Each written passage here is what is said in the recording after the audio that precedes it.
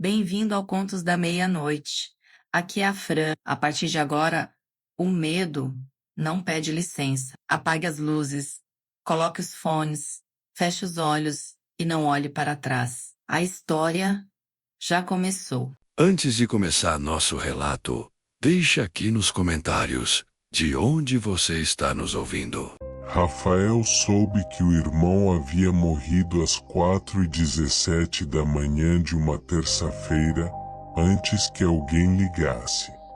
Acordou daquele modo específico, não acordar confuso de sono interrompido, mas um acordar súbito e lúcido, como emergir de submersão, e ficou sentado na cama com a certeza física e absoluta de que Renato havia morrido. Não era intuição. Era o tipo de certeza que tem peso, que tem temperatura, que existe no corpo antes de existir na mente. Era a ausência de algo que havia estado presente sua vida inteira, uma frequência, uma ressonância de fundo, como o zumbido constante que você só percebe quando para. O telefone tocou às 4h32. Era a mãe. Rafael atendeu e disse, antes que ela falasse, "Eu sei." A mãe ficou em silêncio por um momento. Então chorou. Renato havia morrido de parada cardíaca às 4h12 da manhã, em São Paulo, onde morava há 6 anos. Tinha 37 anos, não tinha histórico cardíaco, não havia sinal de causa aparente. Morte súbita do adulto jovem, a classificação que médicos usam quando não há explicação melhor disponível e a família precisa de alguma palavra para colocar no espaço em branco do atestado. Rafael havia vivido a vida inteira com aquela presença dupla que os gêmeos idênticos descrevem de modos diferentes, mas que convergem todos para a mesma ideia central: nunca ter sido completamente sozinho no mundo. Não no sentido de companhia, no sentido mais fundamental de existência. Ser um de dois que eram, biologicamente, o mesmo. Compartilhar um rosto, uma voz, um DNA, uma memória fetal de calor e confinamento e ruído de coração. E agora Renato estava morto e Rafael era e ser era uma experiência que ele não sabia como nomear porque nunca havia precisado de uma palavra para aquilo antes. Os primeiros sinais começaram na semana após o enterro. Rafael estava no banheiro, às 7 da manhã, fazendo a barba, e no espelho viu seu próprio rosto fazer uma expressão que ele não havia feito. Não uma expressão grande, não um sorriso ou uma careta, mas uma microexpressão, aquela contração mínima dos músculos ao redor dos olhos que acontece quando alguém reconhece algo ou pensa em algo específico. Uma expressão de reconhecimento.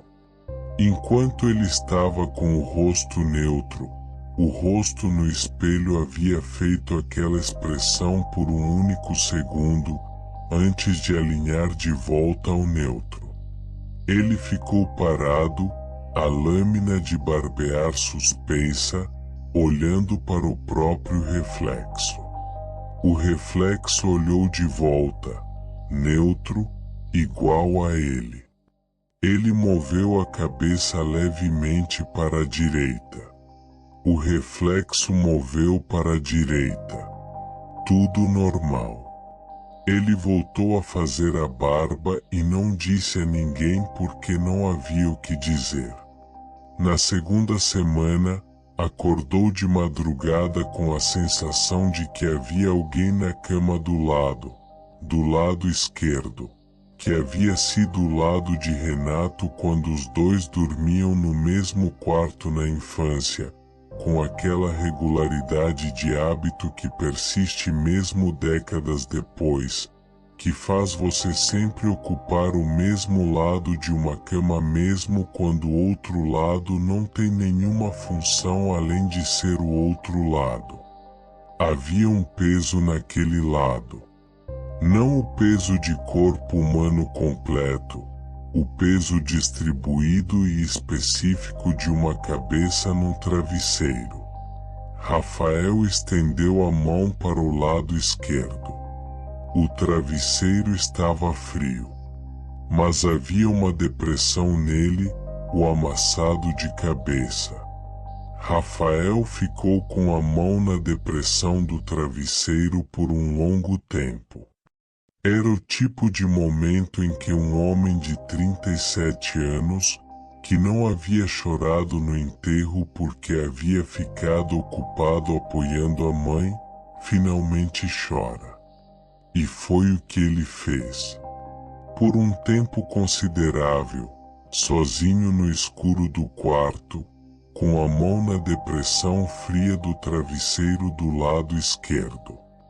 O que mudou foi quando o apartamento de Renato em São Paulo foi esvaziado, um mês e meio depois da morte, por Rafael e pela mãe, e Rafael encontrou o diário.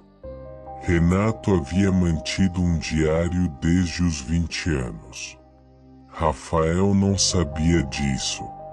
Era um caderno comum, de capa preta, guardado na gaveta debaixo da mesa de trabalho, embaixo de uma pilha de documentos. Rafael o folheou sem ler, não era o momento, mas uma página específica estava com um marcador de livro, como se Renato a houvesse assinalado deliberadamente. Rafael a leu. Era uma entrada de 2 meses antes da morte de Renato. Ela dizia: "Continuo sonhando com o outro. Não sei mais se é sonho. É sempre a mesma coisa. Ele está no quarto, mas não está no meu quarto. Está num quarto que é o meu, mas diferente, levemente errado nos detalhes, como quando você lembra de um lugar mas a memória distorceu uma parede ou uma janela. Ele me olha. Tem meu rosto, mas a expressão não é minha. Fico tentando identificar a expressão e a mais próxima que encontro é a expectativa. Ele está esperando alguma coisa de mim e eu não sei o que é. No último sonho, ele abriu a boca para falar e o que saiu não foram palavras, foi o som do meu próprio coração. Amplificado. Muito alto. Acordei com o peito doendo. Não mencionei ao Rafael porque não quero preocupá-lo. Mas começo a achar que não é sonho. Rafael fechou o caderno. Ficou sentado no chão do apartamento vazio do irmão por um tempo que não conseguiu medir. Então abriu de novo e folheou para frente, procurando outras entradas sobre o mesmo assunto. Havia 4. Todas nas últimas 6 semanas de vida de Renato. Todas descrevendo a mesma figura com o rosto dele, no quarto levemente errado, esperando. Na última entrada, escrita 3 dias antes da morte, Renato havia escrito apenas uma linha. Acho que entendi o que ele quer. Não sei se consigo dar. Rafael voltou para casa com o caderno. Naquela noite, olhando para o teto do quarto, pensou naquilo por um tempo longo.